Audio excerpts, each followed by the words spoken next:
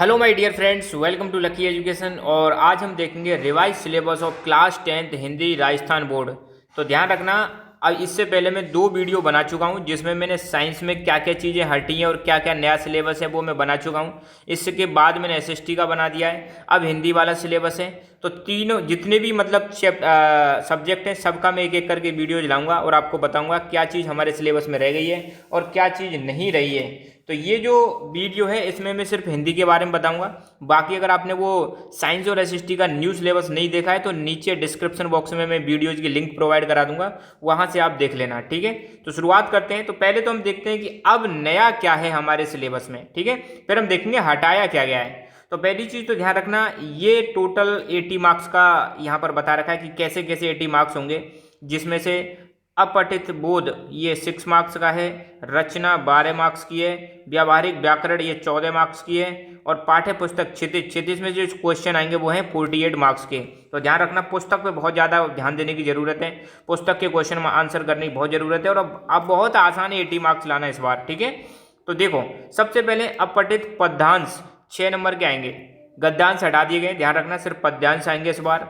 और रचना की बात करें तो निबंध लेखन ये 8 नंबर का है, और पत्र लेखन जिसमें कार्यालय पत्र और व्यावसायिक पत्र दोनों प्रकार के पत्र हैं ये 4 नंबर का है। और व्याकरण की बात करें तो व्याकरण मात्र 14 नंबर की है, जिसमें कुछ टॉपिक बचे हैं, 4 टॉपिक हैं आपके। एक समास का सिलेबस सर ने करा दिया है, हमारे जो हरिओम सर हैं। वाक्य शुद्धि ये स्टार्ट हो चुका है।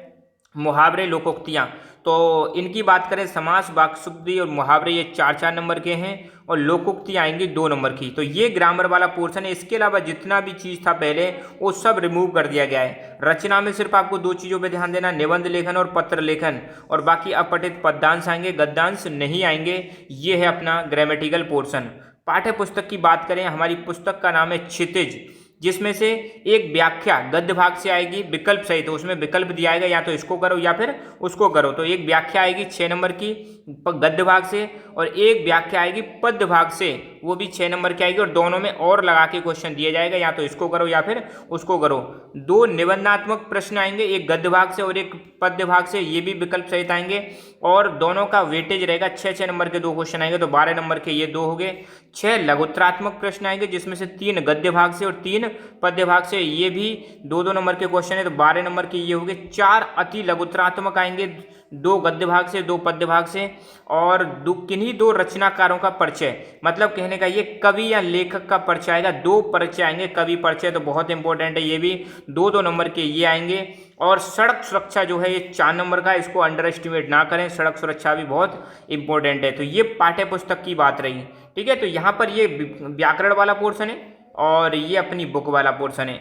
अब हटाया क्या गया है ये चीज आप ध्यान रखना। पहली बात तो चैप्टर कौन से बचे हैं, गद्य खंड की बात करें, अपनी जो पाठ्य पुस्तक क्षितिज है, गद्य खंड में सिर्फ ये 6 चैप्टर अभी बचे हुए हैं। पहला है भारतेंदु हरिश्चंद्र, मुंशी प्रेमचंद्र, महावीर प्रसाद द्विवेदी, और मोहन राकेश, रामधारी सिंह दिनकर, सड़क सुरक्षा। तो भारतेंदु हरिश्चंद्र इनका जो चैप्टर है वो है एक अद्भुत अपूर्ण स्वप्न। मुंशी प्रेमचंद्र वाला जो चैप्टर वो है ईदगाह जो चैप्टर किसने लिखा है, मुंशी प्रेमचंद्र। और स्त्री शिक्षा के विरोधी कुर्तकों का खंडन, ये किसने लिखा है, महावीर प्रसाद द्विवेदी। आखिरी चट्टान, मोहन राकेश।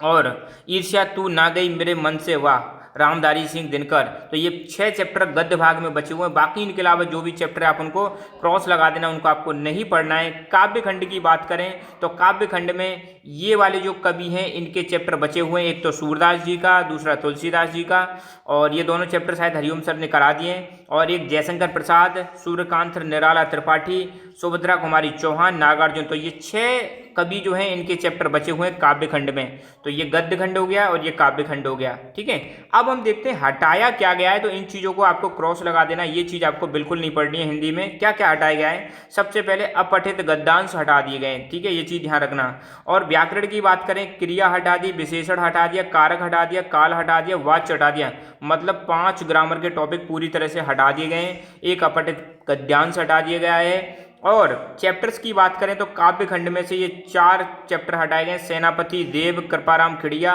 ऋतुराज।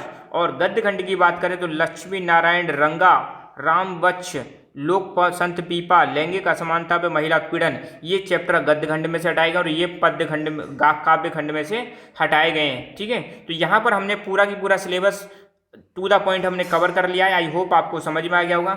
अभी ऑफर चल रहा है जिसको 2 दिन के लिए बढ़ा दिया गया है, जिसमें हिंदी, संस्कृत, इंग्लिश तीनों का कंबाइंड कोर्स आपको मात्र 500 रुपये में मिल जाएगा। बहुत शानदार तरीके से वीडियोज बनाए गए हैं, आप डेमो चेक कर सकते हो।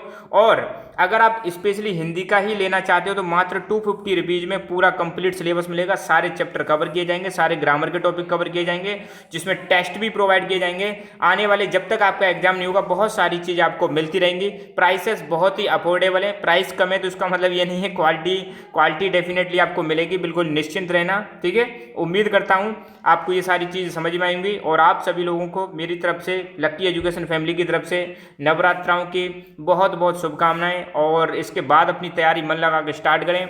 All the very best. जय हिंद, जय भारत।